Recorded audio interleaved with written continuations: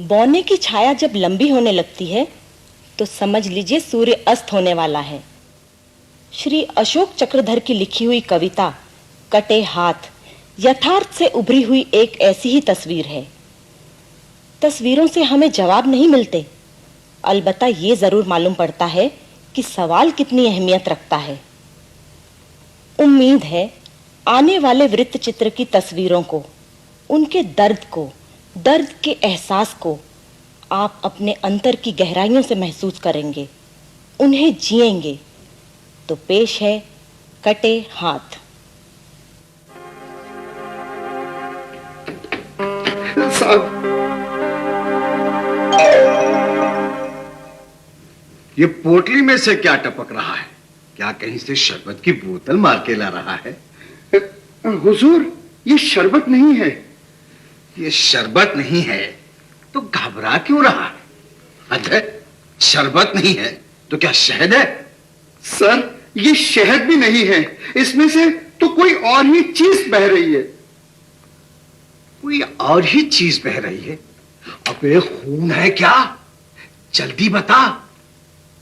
क्या किसी मुर्गे की गर्दन मरोड़ दी या किसी मेमने की टांग तोड़ दी? अगर ऐसा है तो बहुत अच्छा है। पकाएंगे, हम भी खाएंगे, तुझे भी खिलाएंगे। सर, ना पका सकता हूं ना खा सकता हूं, मैं तो सिर्फ आपको दिखा सकता हूं। है?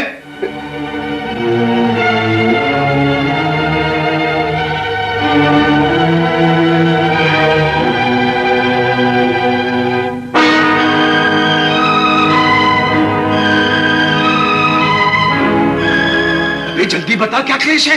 हुजूर, रेलवे लाइन एक्सीडेंट का केस है। एक्सीडेंट का केस है तो यहां क्यों लाया है? और 20% ही बॉडी लाया, 80% कहां छोड़ आया है? माय बाप, इसीलिए तो ये बंदा शर्मिंदा है, क्योंकि 80% बॉडी तो जिंदा है। पूरी लाश होती तो यहाँ क्यों लाता, वहीं उसका पंचनामा ना बनाता। लेकिन हुजूर, गजब बहुत बड़ा हो गया, कटवा के खड़ा हो गया। रेल गुजर गई तो मैं दौड़ा, वो तना था मानिंदे हथौड़ा, मुझे देख के मुस्कुराने लगा और अपनी ठूंठ बाहें हिला हिला कर बताने लगा। ले जाओ, ले जाओ, ये फालतू है, बेकार है, और बुला ले कहां पत्रकार हैं, मैं उन्हें बताऊंगा कि काट दिए। किस लिए? किस लिए? इसलिए कि मैंने झेला है भूख और गरीबी का एक लंबा सिलसिला। 15 साल हो गए इन हाथों को कोई काम ही नहीं मिला। हाँ, इसलिए मैंने सोचा कि ये फालतू है, बेकार है, इन्हें काट दूं और इस सोए हुए जनतंत्र के आलसी पत्रकारों को लिखने के लिए एक प्लॉट दूं कि इन कटे हुए हाथों में 15 साल की रोजी रोटी की तलाश है। आदमी जिंदा है और ये उसकी तलाश की लाश है। हुजूर, इतना सुनकर मैं तो घबरा गया। जिन्हें या भूत? मैंने किसी तरह अपने आप को साधा, हाथों को झटके से उठाया, पोटली में बांधा और यहां चला आया। माय बाप, अब इनकी रिपोर्ट कैसे बनाऊं? इन्हें जलाऊं कि दफनाऊं? मामला सीरियस है, पर जलाने या दफनाने में काहे की बहस है? अरे नादान, आदमी जिंदा है तो दौड़ के जाओ और पूछ कर आ कि हिंदू है या मुसलमान।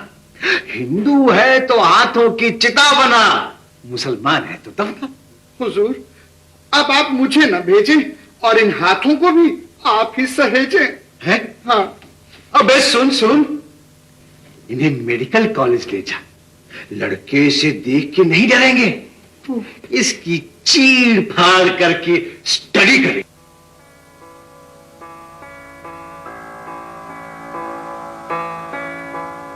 पता नहीं इसके बाद क्या हुआ, लेकिन घटना ने मन को छुआ। अरे उस पढ़े लिखे नौजवान ने अपने 2 हाथों को खो दिया। और सच कहता हूं, किसी अंग्रेजी अखबार में एक दक्षिणी युवक के बारे में यह खबर पढ़ के मैं रो दिया और सोचने लगा कि इसे पढ़कर तथाकथित बड़े लोग शर्म से क्यों नहीं गड़ गए। अरे आज आप ही की कृपा से एक अकेले पेट के लिए 2 हाथ भी कम पड़ गए। वो उकता गया आपके झूठे वादों से, वो उकता गया आपकी झूठी कस्मों से, वो उकता गया आपकी झूठी बातों से, वरना वो क्या नहीं कर सकता था अपने इन 2 हाथों से। वो इन हाथों से किसी मकान का नक्शा बना सकता था, वो इन हाथों से बंदूक थामकर देश को सुरक्षा दिला सकता था, वो इन हाथों से सड़क बढ़ा सकता था, वो इन हाथों से क्रेन से सामान चढ़ा सकता था, और तो और वो इन हाथों से ब्लैक बोर्ड पर हाथ से हाथ लिखकर बच्चों को पढ़ा सकता था।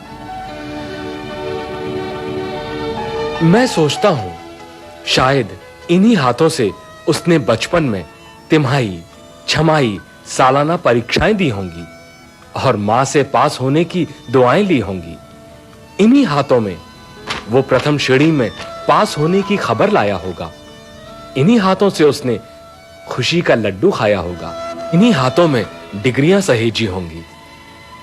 इन्हीं हाथों से उसने अर्जियां भेजी होंगी, और अगर काम पा जाता तो ये निपुता इन्हीं हाथों से मां के पांव भी छूता, खुशी के मौके पर इन्हीं हाथों से ढपली बजाता, और किसी खास रात को इन्हीं हाथों से दुल्हन का मुखड़ा उठाता, इन्हीं हाथों से झुनझुना बजा बजाकर बेटी को बहलाता, इन्हीं हाथों से रोते हुए बेटे के गाल सहलाता।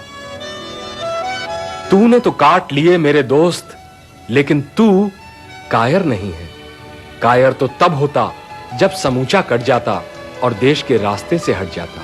सरदार भगत सिंह ने यह बताने के लिए कि देश में गुलामी है, पर्चे बांटे, और तूने बेरोजगारी है यह बताने के लिए अपने हाथ काटे।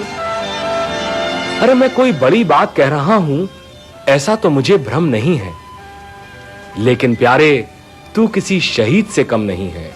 हां मैं सच कह रहा हूं, तू किसी शहीद से कम नहीं है, क्योंकि तेरी शहादत के पीछे लाखों बेरोजगार नौजवानों की कतार है, और उस पूरी कतार की यही पुकार है, और उस पूरी कतार की यही पुकार है कि हमारे भूखे नंगे परिवारों को रोजी रोटी का इंतजाम दो, हमारे भूखे नंगे परिवारों को रोजी रोटी का इंतजाम दो।